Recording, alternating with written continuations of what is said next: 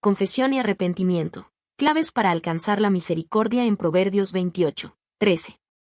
Proverbios 28:13 es un versículo que presenta una verdad espiritual fundamental. El que encubre sus pecados no prosperará, mas el que los confiesa y se aparta alcanzará misericordia. Este pasaje subraya la importancia de la confesión sincera y el arrepentimiento como los caminos hacia la misericordia divina y la prosperidad espiritual.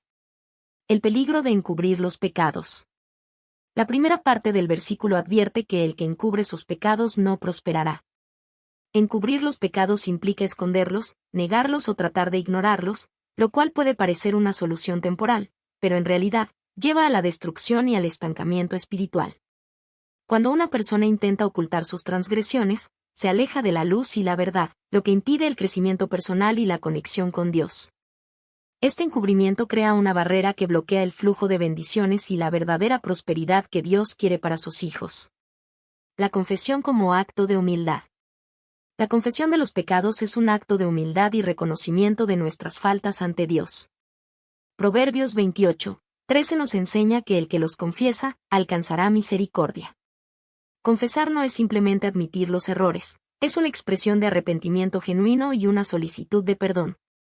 Este acto libera al individuo de la carga del pecado y abre la puerta para recibir la gracia de Dios. La confesión es el primer paso hacia la restauración y la renovación espiritual. Apartarse del pecado. Confesar los pecados es crucial, pero el versículo también enfatiza la importancia de apartarse de ellos. El verdadero arrepentimiento implica un cambio de dirección, un alejamiento de las conductas pecaminosas y un compromiso con una vida que refleja los valores de Dios. Este apartarse es un testimonio de la seriedad del arrepentimiento y del deseo de vivir en conformidad con la voluntad divina. Dios promete que aquellos que se confiesan y se apartan de sus pecados alcanzarán su misericordia. La misericordia como resultado del arrepentimiento. La promesa de Proverbios 28:13 es clara: aquellos que confiesan y se apartan de sus pecados alcanzarán misericordia.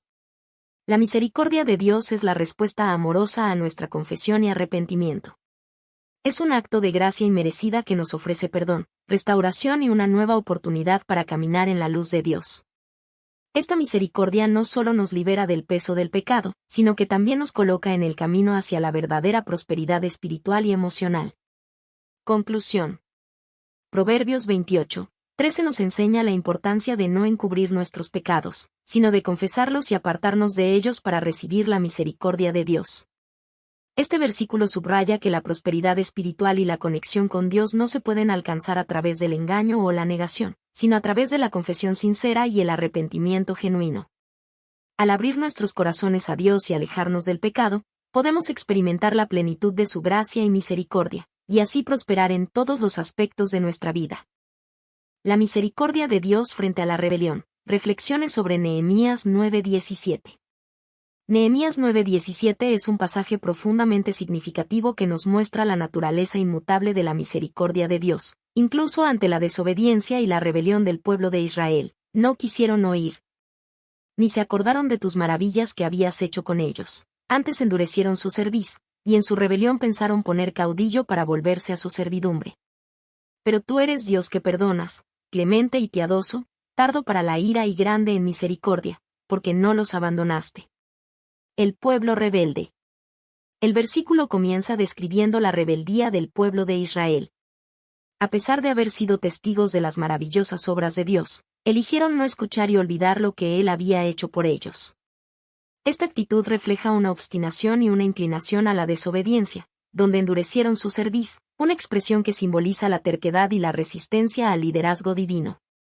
En su rebelión, incluso consideraron volver a la esclavitud de la que Dios los había liberado, una ironía trágica que subraya cuán desviados se habían vuelto en su juicio y decisiones. La naturaleza de Dios. A pesar de la grave rebelión del pueblo, Nehemías 9:17 pone de relieve la esencia del carácter divino: pero tú eres Dios que perdonas, clemente y piadoso, tardo para la ira y grande en misericordia. Estas palabras son un poderoso recordatorio de que, incluso cuando el pueblo se aleja, Dios permanece constante en su amor y misericordia. Él es un Dios dispuesto a perdonar, lleno de compasión y lento para enojarse, prefiriendo la misericordia sobre el juicio. La clemencia divina. El versículo destaca que, a pesar de las acciones del pueblo, Dios no los abandonó. Esta afirmación revela la profundidad de la paciencia y la clemencia de Dios. A pesar de la infidelidad y la rebelión, Dios no se aparta de su pueblo. En lugar de castigar severamente, Él ofrece una oportunidad de arrepentimiento y restauración. Su amor y misericordia superan la ira, lo que permite que la relación entre Dios y su pueblo se mantenga abierta, incluso en medio de la desobediencia. Aplicación contemporánea. Este pasaje es un recordatorio importante para todos los creyentes hoy en día. Así como Dios mostró paciencia y perdón al pueblo de Israel, también ofrece lo mismo a nosotros. En momentos de desobediencia o alejamiento, debemos recordar que Dios está siempre dispuesto a perdonar y recibirnos de nuevo con los brazos abiertos. La clave está en reconocer nuestra rebelión, arrepentirnos y volvernos a Él, confiando en su inmutable misericordia y gracia. Conclusión. Nehemías 9:17 nos enseña que, aunque el pueblo de Dios pueda ser rebelde y olvidadizo, la naturaleza de Dios es de perdón, compasión y misericordia. Este versículo nos invita a reflexionar sobre nuestra propia relación con Dios, reconociendo que, a pesar de nuestras fallas, siempre podemos encontrar en Él un refugio de amor y perdón. La paciencia y la clemencia de Dios nos llaman a volver a Él, dejando atrás la rebeldía y abrazando su gracia transformadora. El perdón en la cruz. Reflexiones sobre Lucas 23:34. Lucas 23:34 presenta uno de los momentos más profundos y conmovedores de la crucifixión de Jesús, y Jesús decía: Padre, perdónalos, porque no saben lo que hacen. Y repartieron entre sí sus vestidos, echando suertes. Este versículo captura la esencia del perdón incondicional de Jesús incluso en sus últimos momentos, mostrando una lección poderosa sobre la gracia y la compasión. El contexto de la crucifixión. El versículo se sitúa en el contexto de la crucifixión de Jesús, un evento marcado por el sufrimiento extremo y la injusticia.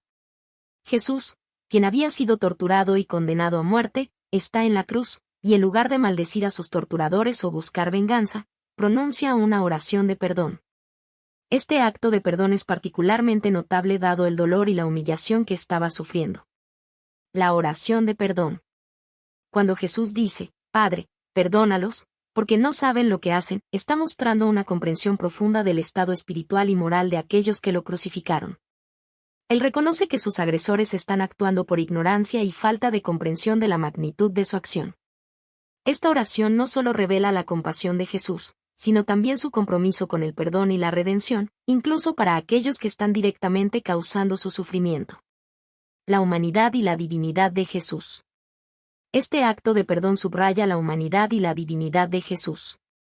Como hombre, experimenta el dolor y la injusticia de la crucifixión, pero como Hijo de Dios, tiene el poder y la gracia para ofrecer perdón en el momento más desesperado. Esta combinación de humanidad y divinidad es fundamental para entender el carácter de Jesús y su misión en la tierra. El significado del perdón. El perdón de Jesús en la cruz es un ejemplo supremo de la gracia divina. No solo perdona a sus enemigos, sino que lo hace de manera que desafía las expectativas humanas de justicia y venganza. Este perdón incondicional es un llamado a todos los creyentes a seguir su ejemplo y extender la misma gracia y compasión a aquellos que nos han hecho daño. El perdón de Jesús no está condicionado por el arrepentimiento de los demás, sino que fluye de un corazón lleno de amor y misericordia. La repartición de los vestidos. El versículo también menciona que repartieron entre sí sus vestidos, echando suertes. Este detalle ilustra la indiferencia y la crueldad de los soldados romanos hacia el sufrimiento de Jesús. Mientras él ofrece perdón, ellos se ocupan de aspectos mundanos como los vestidos, mostrando un contraste doloroso entre la compasión de Jesús y la indiferencia de los que lo rodean. Aplicación contemporánea. Lucas 23:34 nos ofrece una profunda lección sobre el perdón y la gracia. En nuestras propias vidas, enfrentamos momentos de injusticia y dolor, y este versículo nos recuerda la importancia de imitar el perdón de Jesús. Al enfrentar el sufrimiento y las ofensas, somos llamados a responder con gracia y compasión, recordando que el perdón tiene el poder de sanar y transformar tanto a quienes lo reciben como a quienes lo otorgan. Conclusión. Lucas 23:34 es un testimonio conmovedor del perdón incondicional de Jesús, incluso en la cruz. Su oración por aquellos que lo crucificaron demuestra la profundidad de su amor y su compromiso con la redención de la humanidad. Este versículo nos invita a reflejar el perdón de Jesús en nuestras propias vidas, extendiendo gracia y misericordia a aquellos que nos han herido, y así seguir el ejemplo de nuestro Salvador. Arrepentimiento y redención. Reflexiones sobre Hechos 2, 38. En Hechos 2, 38, el apóstol Pedro entrega un poderoso mensaje a la multitud que lo escuchaba: arrepentíos, y bautícese cada uno de vosotros en el nombre de Jesucristo para perdón de los pecados. Y recibiréis el don del Espíritu Santo. Este versículo es fundamental en la enseñanza cristiana sobre el arrepentimiento, el bautismo y la promesa del Espíritu Santo, marcando un punto clave en la vida de los primeros creyentes. El contexto del versículo. El contexto de Hechos 2, 38 es el día de Pentecostés, cuando el Espíritu Santo descendió sobre los apóstoles, capacitando a Pedro para predicar con poder y autoridad. Su sermón fue una respuesta directa al asombro de la multitud que presenció el derramamiento del Espíritu Santo. Pedro les explicó que este evento era el cumplimiento de las profecías del Antiguo Testamento y les llamó a arrepentirse y ser bautizados en el nombre de Jesucristo. Arrepentimiento, el primer paso hacia la redención. El arrepentimiento es el primer paso crucial en el camino hacia la redención. En Hechos 2, 38, Pedro exhorta a la gente a arrepentirse, lo que implica un cambio de mente y corazón, un reconocimiento del pecado y un deseo genuino de volverse a Dios. El arrepentimiento es más que una mera disculpa, es un compromiso profundo de abandonar las viejas formas de vida y buscar una nueva vida en Cristo. El bautismo en el nombre de Jesucristo. Pedro continúa su exhortación diciendo: bautícese cada uno de vosotros en el nombre de Jesucristo para perdón de los pecados.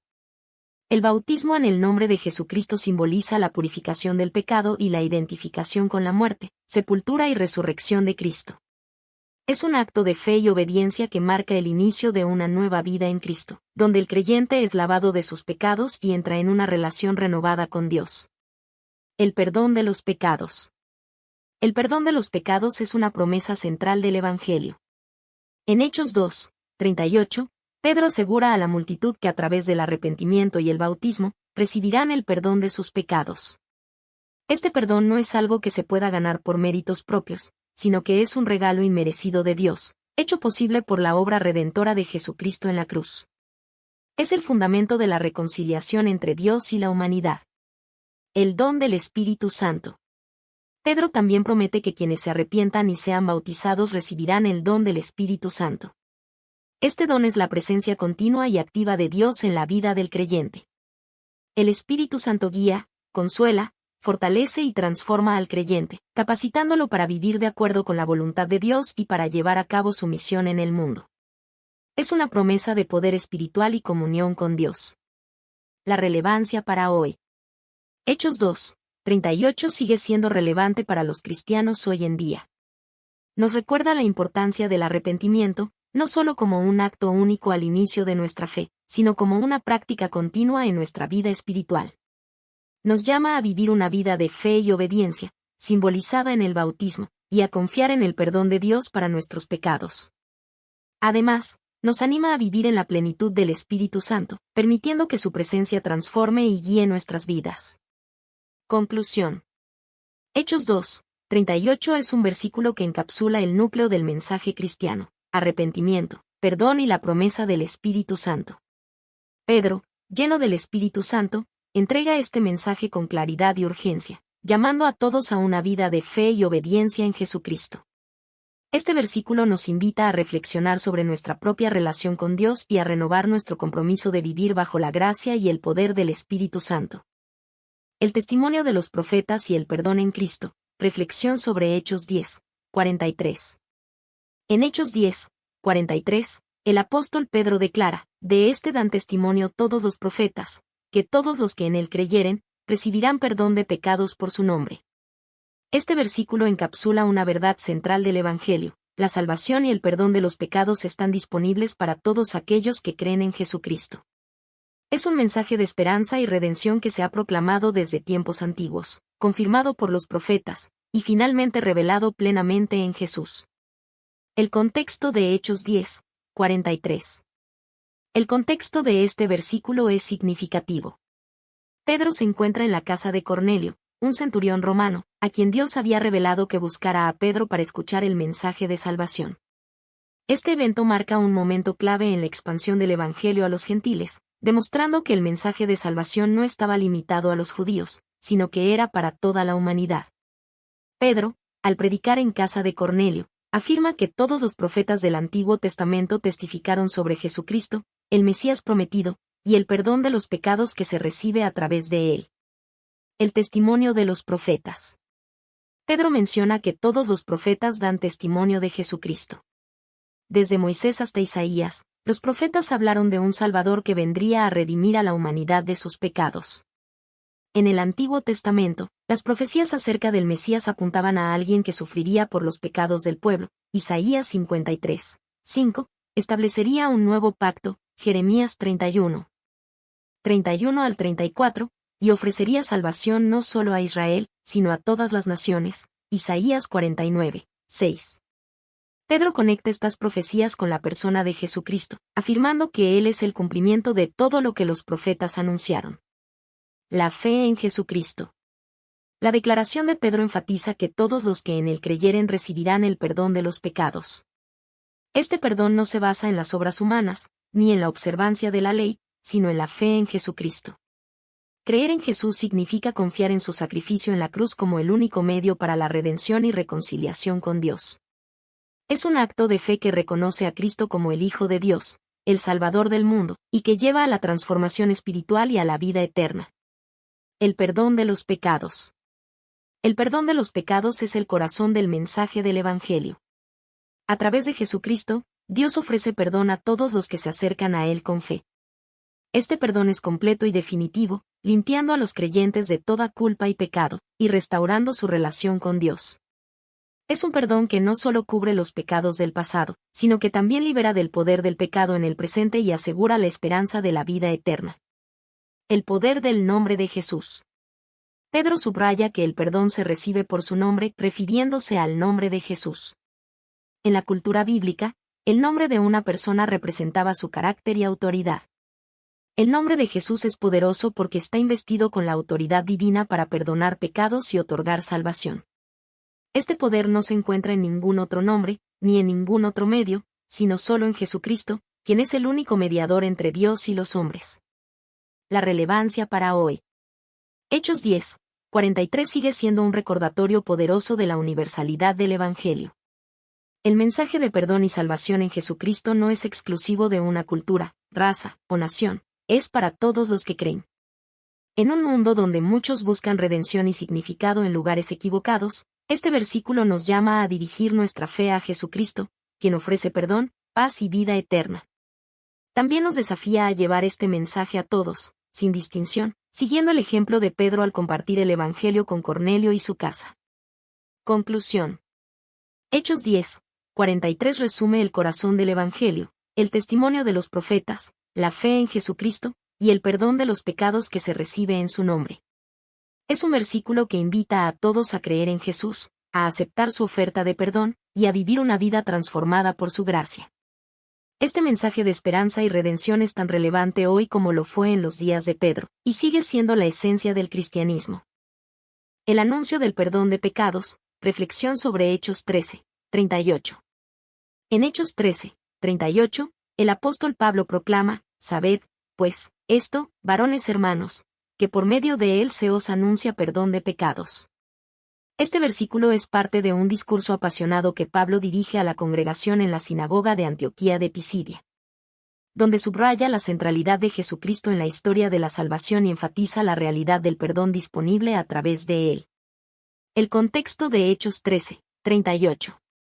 Este versículo se encuentra en el contexto del primer viaje misionero de Pablo, cuando él y Bernabé predicaban el Evangelio en distintas ciudades. En Antioquía de Pisidia, Pablo se dirige a un grupo de judíos y prosélitos, presentándoles el mensaje de Jesús como el cumplimiento de las promesas hechas a los patriarcas de Israel. Pablo recorre la historia de Israel, desde el Éxodo hasta la llegada de Jesús, destacando que en Cristo se cumplen todas las profecías y promesas de liberación y redención. La centralidad de Jesucristo. En su discurso, Pablo enfatiza que Jesús es el punto culminante de la historia de Israel. Mientras que la ley de Moisés reveló el pecado y la necesidad de redención, es a través de Jesucristo que se ofrece el perdón de los pecados. Jesús no solo es un profeta o maestro, sino el Hijo de Dios, cuyo sacrificio en la cruz es el medio por el cual todos pueden recibir el perdón. Este perdón no es algo que los seres humanos puedan ganar por sus propios méritos o por la observancia de la ley, es un don gratuito de Dios, accesible a todos los que creen en Jesús. El anuncio del perdón. La palabra anuncia en este versículo subraya que el perdón de los pecados es algo proclamado y ofrecido a todos. Pablo está haciendo un anuncio público, declarando que a través de Jesús, Dios ha hecho posible que los seres humanos sean reconciliados con Él. Este anuncio es un mensaje de esperanza, invitando a todos a aceptar el perdón que Dios ofrece en Cristo. El perdón de los pecados no es solo un concepto abstracto, sino una realidad viva que transforma la vida de quienes lo reciben con fe. El poder del perdón. El perdón de los pecados, como se describe en este versículo, tiene un poder transformador. No solo libera a las personas de la culpa y el castigo del pecado, sino que también las introduce en una nueva relación con Dios. El perdón es el primer paso hacia una vida nueva en Cristo, una vida marcada por la gracia, la paz y la comunión con Dios. Este perdón es completo y abarca todos los pecados, pasados, presentes y futuros, ofreciendo una libertad que solo se puede encontrar en Jesús. La relevancia para hoy. El mensaje de Hechos 13:38 sigue siendo relevante para nosotros hoy. En un mundo donde muchas personas luchan con la culpa, la vergüenza y el sentimiento de desesperanza, este versículo nos recuerda que hay perdón y restauración disponibles en Jesús. El anuncio del perdón es una invitación a dejar atrás el pasado, a aceptar la gracia de Dios, y a vivir en la libertad que Cristo ofrece. Es un recordatorio de que, sin importar nuestros errores o fracasos, Dios nos ama y está dispuesto a perdonarnos y darnos un nuevo comienzo. Conclusión. Hechos 13:38 encapsula el corazón del Evangelio, el anuncio de que, a través de Jesucristo, Dios ofrece el perdón de los pecados a todos los que creen.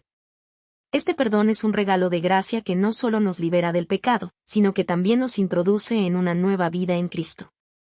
Este mensaje sigue siendo vital hoy, llamándonos a aceptar la oferta de perdón de Dios y a vivir en la libertad y la paz que solo Él puede dar. La bienaventuranza del perdón. Reflexión sobre Romanos 4:7 y 8. En Romanos 4:7 y 8, el apóstol Pablo cita el Salmo 32 para ilustrar una profunda verdad teológica acerca de la justificación por la fe. Estos versículos dicen: bienaventurados aquellos cuyas iniquidades son perdonadas, y cuyos pecados son cubiertos. Bienaventurado el hombre a quien el Señor no inculpa de pecado. Pablo utiliza estas palabras para destacar la bendición y la felicidad que provienen del perdón de los pecados y de la justicia imputada por Dios a aquellos que tienen fe en Cristo.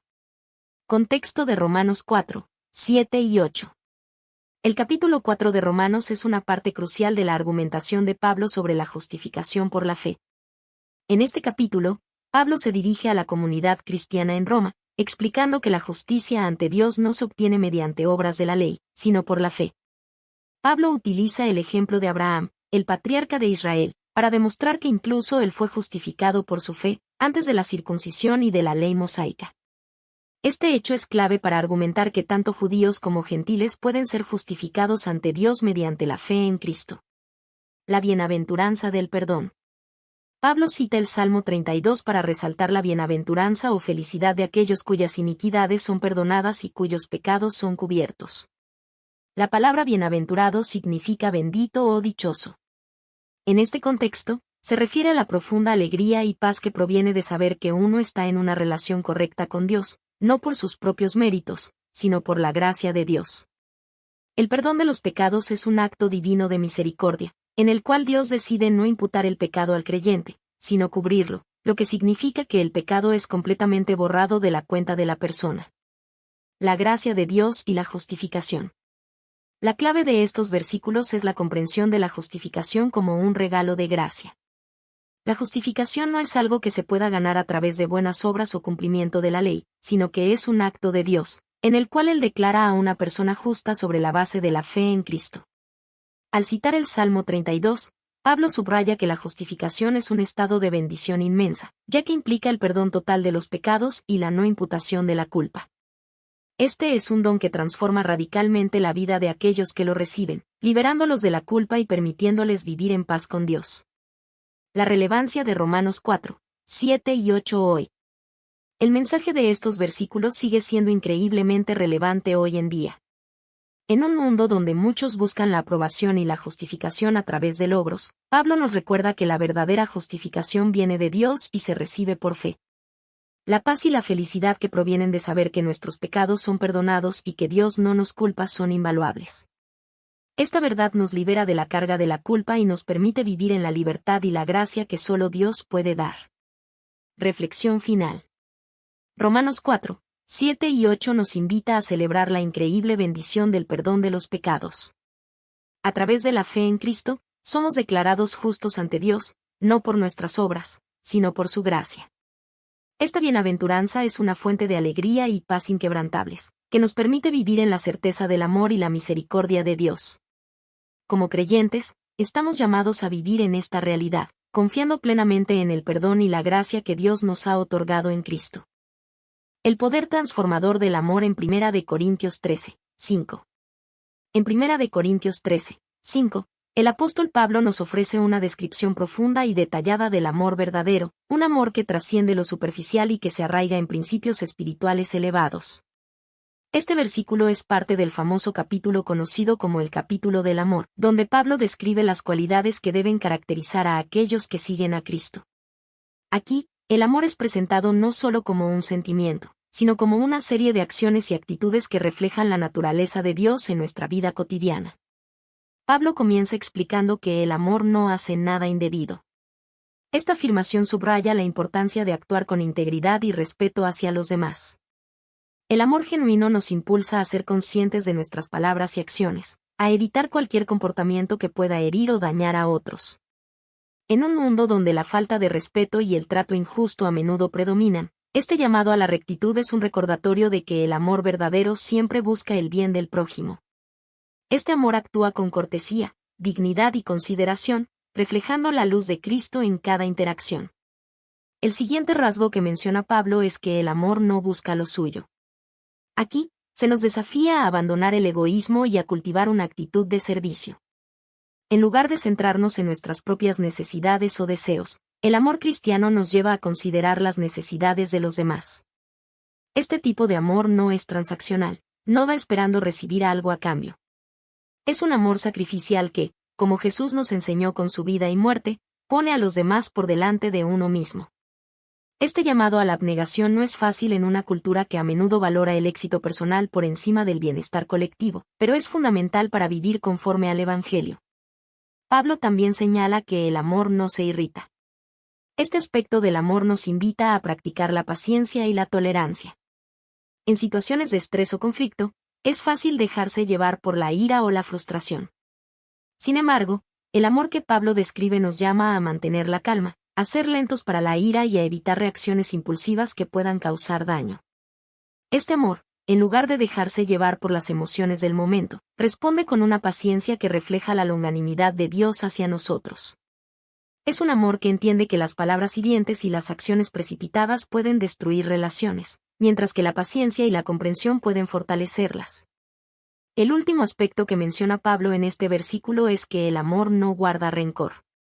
De todos los desafíos que presenta el amor verdadero, este quizás sea uno de los más difíciles de superar. Guardar rencor es aferrarse a las ofensas pasadas, permitir que el resentimiento se enraíce en nuestro corazón. Pero el amor que proviene de Dios nos insta a perdonar, a dejar ir las heridas y a liberar a aquellos que nos han ofendido. El perdón, en este sentido, no solo libera al otro, sino que también nos libera a nosotros mismos del peso del resentimiento y la amargura. Es un acto que refleja el corazón de Dios, quien nos perdona sin condiciones, llamándonos a hacer lo mismo con los demás. En resumen, 1 Corintios 13, 5 nos ofrece una visión clara y poderosa del amor que Dios espera que practiquemos. Es un amor que se manifiesta en acciones concretas, actuando con rectitud, priorizando a los demás, respondiendo con paciencia y ofreciendo perdón. Este tipo de amor no solo tiene el poder de transformar nuestras relaciones, sino también de transformarnos a nosotros mismos, moldeándonos más y más a la imagen de Cristo. En un mundo necesitado de compasión y misericordia, vivir este amor es quizás el testimonio más poderoso que podemos ofrecer como seguidores de Jesús. Practicar este tipo de amor es un acto de fe, una expresión de nuestra confianza en Dios y de nuestro deseo de ser sus manos y pies en un mundo que anhela su toque sanador. El poder del perdón en la comunidad cristiana según 2 de Corintios 2, 10. En 2 de Corintios 2, 10, el apóstol Pablo aborda la importancia crucial del perdón en el contexto de la comunidad cristiana. Este versículo no solo destaca la necesidad del perdón en la vida individual de cada creyente, sino que también refleja cómo este acto esencial impacta y fortalece la unidad del cuerpo de Cristo. El perdón, como se presenta aquí, no es un mero acto personal, sino un principio que sustenta la cohesión y la armonía dentro de la Iglesia. Pablo, al mencionar que al que vosotros perdonáis, yo también subraya la interdependencia de los creyentes en la práctica del perdón. Esto sugiere que el perdón no es un acto aislado o una decisión personal independiente, sino una acción que reverbera a través de la comunidad cristiana. Este enfoque resalta que el perdón es una virtud colectiva, una responsabilidad compartida que fortalece la vida en comunidad y contribuye al bienestar espiritual de todos los miembros. El apóstol también hace hincapié en que el perdón se da en presencia de Cristo. Esta frase eleva el acto de perdonar a un plano espiritual, recordándonos que nuestras acciones no son solo humanas, sino que están imbuidas de un significado divino. Perdonar en presencia de Cristo significa que nuestras decisiones de liberar a otros de una deuda emocional o moral se realizan con la conciencia de estar ante aquel que es el modelo supremo de perdón. Este reconocimiento espiritual nos impulsa a perdonar con el mismo amor y compasión que Cristo nos ha mostrado, sabiendo que nuestro perdón es una extensión de la gracia divina que hemos recibido. Además, Pablo enfatiza que su perdón es por vosotros, lo que indica que su motivación está profundamente arraigada en el bienestar de la comunidad. Esto nos enseña que el perdón no es solo un acto de liberación personal, sino una acción que busca preservar la unidad y la paz dentro del cuerpo de Cristo. En la comunidad cristiana, el perdón no solo libera al ofensor y al ofendido, sino que también previene la división y fortalece los lazos de amor y solidaridad. En resumen, 2 de Corintios 2, 10 nos invita a practicar un perdón que trasciende lo personal y se enfoca en el bien común de la comunidad cristiana. Es un llamado a ver el perdón como una responsabilidad mutua, un acto que no solo beneficia a los individuos, sino que también consolida la unidad y la armonía en la Iglesia, reflejando así el amor y la gracia de Cristo en nuestras vidas. La redención y el perdón en Efesios 1:7, un profundo acto de gracia divina. En Efesios 1:7, el apóstol Pablo expone una de las verdades más sublimes del cristianismo, la redención y el perdón de pecados a través de la sangre de Jesucristo. Este versículo es un pilar fundamental en la doctrina cristiana, encapsulando la esencia misma del Evangelio y revelando el inmenso amor y gracia que Dios ha extendido a la humanidad. La palabra redención en este contexto lleva un peso significativo.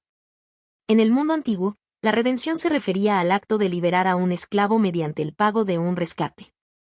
En términos espirituales, Pablo utiliza esta imagen para ilustrar cómo Cristo, a través de su sacrificio en la cruz, pagó el precio más alto para liberarnos de la esclavitud del pecado y de la muerte eterna. Esta redención no solo nos libera de las cadenas del pecado, sino que también nos transfiere al reino de la luz, donde somos adoptados como hijos e hijas de Dios. El perdón de pecados es el fruto directo de esta redención. A través de la obra redentora de Cristo, nuestros pecados no solo son cubiertos, sino completamente borrados. El perdón en este sentido es radical y total. No se trata simplemente de una excusa o de una minimización del pecado, sino de un acto profundo de gracia que cancela la deuda que teníamos con Dios. Este perdón es un regalo inmerecido, que no se basa en nuestras obras o méritos, sino en la riqueza de su gracia. La gracia de Dios, en su inmensidad y generosidad, es el fundamento sobre el cual se basa nuestra reconciliación con Él. El énfasis en las riquezas de su gracia es crucial para entender la profundidad de este versículo. La gracia de Dios no es escasa ni limitada, es un recurso inagotable que se extiende con abundancia a todos los que creen. A través de esta gracia, Dios no solo perdona nuestros pecados, sino que también nos bendice con innumerables dones espirituales, incluyendo la adopción como sus hijos, la herencia eterna y la presencia continua del Espíritu Santo en nuestras vidas. Esta gracia es tan vasta que cubre toda nuestra vida y asegura nuestra salvación, independientemente de la magnitud de nuestros pecados.